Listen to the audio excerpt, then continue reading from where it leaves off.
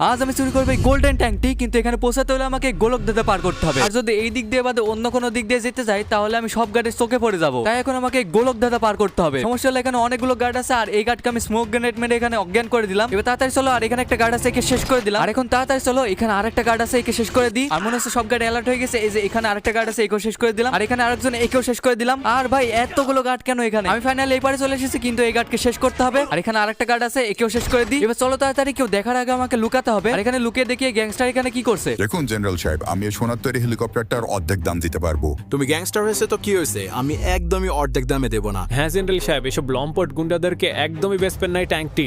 তোর কিছু বলেছি, তুই আমাকে লম্পট বললি? তুই সর আমার চোখের সামনে থেকে, আর তুই তাড়াতাড়ি সারেন্ডার কর, তোকে আরো কষ্ট দিয়ে মারবো। আরে ভাই এসব হচ্ছেটা কি? যাই হোক, এখন আমাকে বিল্ডিং এর উপরে যেতে হবে আর ট্যাঙ্কটাকে যেভাবে হোক চুরি করতে হবে। আর দাঁড়াও, এখানে একটা গার্ড আছে, একে মেরে দিই। আর এই যে আমি প্রায় ছাদের উপরে চলে এসেছি, আর এখানে একটা গার্ড দাঁড়িয়ে আছে, একে শেষ করে দিলাম। এবার স্নাইপার দিয়ে এখানে যতজন আছে সবাইকে এক একে শেষ করে দিই। চলো এখন তাড়াতাড়ি নিচে যাই। আর এই যে আমি চলে এসেছি, এখন এখান থেকে ট্যাঙ্কটাকে নিই, আর এবার এখান থেকে সোজা পালাই।